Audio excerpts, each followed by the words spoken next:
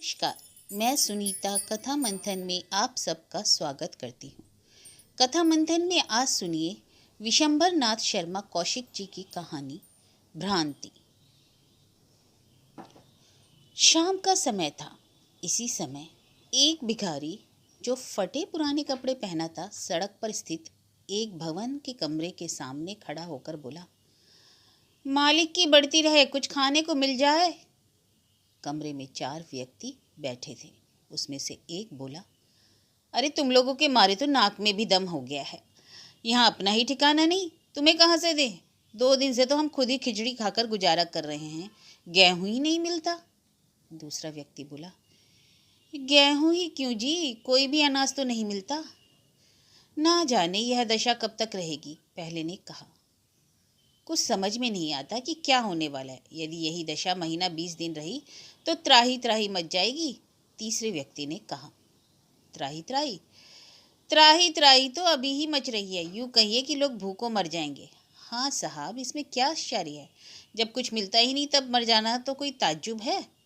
भिखारी बोला, सरकार पैसा दो, पैसा मिल जाए। यह और भी कठिन समस्या है, पैसे और रोजगारी के दर्शन ही नहीं होते। आज 1 रुपया तुड़ाने भेजा, 3 बार नौकर वापस आ गया। क्या क्या कहा जाए, यह समय भी याद रहेगा। अरे भाई, तुम कहीं नौकरी वाकरी क्यों नहीं कर लेते, अभी तो जवान और हट्टे कट्टे हो। नौकरी नहीं मिलती हुजूर, भिखारी ने कहा। यह बात तो कुछ समझ में नहीं आती कि नौकरी ना मिल सके है। आजकल नौकरी की कमी तो नहीं है। नहीं मिलती सरकार, सच कहता हूँ। अरे तो फिर फौज में भर्ती हो जाओ, फौज में तो बड़ी जल्दी ले लिए जाओगे। तुम्हारा कोई है? फौज में तो मैं चला जाता, पर एक लड़की है सरकार, उसको किसके भरोसे छोड़ जाऊं।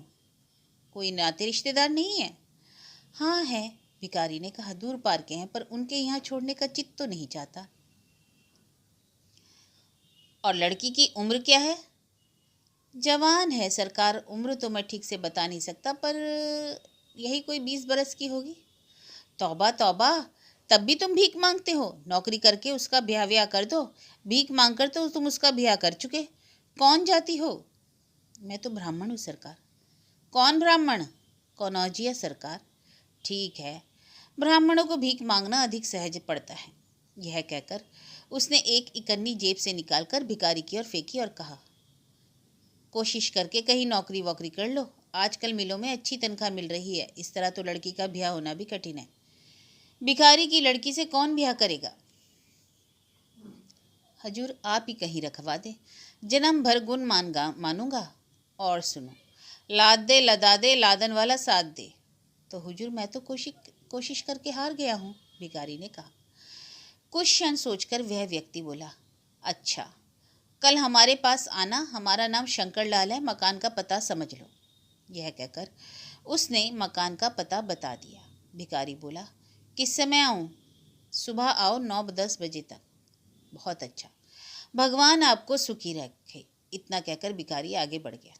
उसके चले जाने पर वह व्यक्ति बोला, यदि इसे सचमुच नौकरी करनी होगी तो आएगा, अन्यथा ना आएगा। अजी आप भी क्या बातें करते हो, यह भला क्यों नौकरी करेगा? अरे जिसे भीख मांगने का चस्का पड़ गया वह कभी नौकरी नहीं कर सकता। खैर देखा जाएगा। मैंने तो कन्या का वृत्तांत जानकर कहा कि एक गरीब का उपकार हो जाए। कौन जाने कन्या है भी या नहीं, एक ने कहा। ना होगी तो ना सही, इससे मैं मेरा क्या ले जाएगा। इकन्नी ले गया जिसकी उसे आवश्यकता थी। अरे आपने भी अच्छी कही, इकन्नी क्या ले गया, कोई बड़ी संपत्ति थोड़ी ना ले गया है। कुछ देर में वह व्यक्ति उठकर चला गया। अब केवल 3 व्यक्ति रह गए। उनमें से एक बोला, यह शंकरलाल बड़ा दुराचारी है, जवान लड़की का नाम सुनकर कैसी जल्दी कन्नी निकाल कर दे दी। अरे बड़ा घतियाया है। हाँ जी। अरे दूसरे ने कहा, बड़ा पतित है, विश्वनाथ से कहो, यही उसे यहाँ लाए थे, तब से आने लगा है। विश्वनाथ बोला, क्या बताऊं, उस समय मुझे इसकी हरकतों का पता जो नहीं था। जब से मुझे मालूम हुआ तब से मैंने मेल जोल कर दिया है। भाई हमें ऐसे आदमी का अपने यहाँ आना जाना पसंद नहीं करते, लेकिन मना कैसे करें, यह भी तो एक प्रश्न है। सभ्यता और आंखों का शील मुंह बंद किए हुए है। दूसरा व्यक्ति बोला। विश्वनाथ बोला, देखिए, मैं किसी मौके से कह दूंगा, मैं उसे लाया हूँ तो मैं ही उसका आना बंद भी करवाऊंगा। हाँ उस्ताद, करना तो तुम्हें ही चाहिए।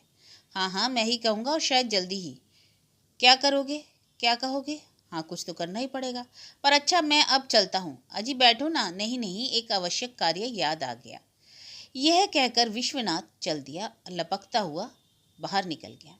कुछ दूर चलने पर उसने देखा कि वही भिखारी मंद गति से इधर उधर देखता चला जा रहा है। विश्वनाथ लपक कर उसके बराबर पहुंच गया। बराबर पहुंचकर उसने भिखारी से कहा, कल तुम शंकरलाल बाबू के यहाँ जाओगे? भिखारी विश्वनाथ को ध्यानपूर्वक देखकर बोला, ओ बाबू जी, हाँ हाँ हाँ हाँ, जाऊंगा। तुम्हारा नाम क्या है? मेरा नाम सीताराम है सरकार। सीताराम दुबे। कहाँ रहते हो? सीताराम ने पता बता दिया। पता बताकर बोला, एक बाबू ने दया करके एक कोठरी और दलान दे दिया है, 2 रुपये महीने पर उसी में रहता हूँ। ठीक है, कहकर विश्वनाथ ने अपनी चाल तेज की। सीताराम बोला, आप भी सरकार ध्यान रखें, परमात्मा आपके बच्चे भी सुखी रखे। हाँ हाँ, कहते हुए विश्वनाथ आगे बढ़ गया। इस घटना को तकरीबन 1 मास व्यतीत हो गया। आजकल सीताराम एक मिल में काम करता है। सवेरे ही घर से निकल जाता है और शाम को घर लौटता है। उसकी पुत्री सरस्वती दिन भर घर में अकेली रहती है। सरस्वती देखने में सुंदर है। विश्वनाथ ने सीताराम से घनिष्ठता उत्पन्न कर ली, अतः वह सीताराम की उपस्थिति अथवा अनुपस्थिति में उसके घर आता जाता रहता है। शंकरलाल भी आता जाता है। एक दिन दोपहर को शंकरलाल जब सीताराम के घर पहुंचा तो उसने देखा कि सरस्वती बैठी रो रही है। शंकरलाल ने पूछा, काहे बिटिया, काहे को रोती हो? सरस्वती ने कोई उत्तर ना दिया। शंकरलाल ने जब कई बार आग्रह करके पूछा तो वह बोली, आज विश्वनाथ बाबू आए थे। हाँ तो फिर? शंकरलाल ने बोला। सरस्वती उत्तेजित होकर बोली, वह बड़े खराब आदमी हैं। वह हमारे यहाँ क्यों आते हैं? आज उन्होंने ऐसी बात कही कि मैं शर्म के मारे मर गई। मैंने कोठरी में घुसकर भीतर से किवाड़ बंद कर लिए। शंकरलाल विस्मित होकर बोला, विश्वनाथ बाबू? वह तो बड़ा अच्छा आदमी है। अच्छा है, वह बड़ा खराब आदमी है। मैं दादा से कहकर उसका आना जाना बंद करवा दूंगी। शंकरलाल बोला, अभी 2-4 दिन मत कहना बेटा, पहले मुझे उससे बात कर लेने दो। अच्छा बेटी, अच्छी बात है, पर वह अब यहाँ ना आवे। सरस्वती बोली, नहीं आएगा।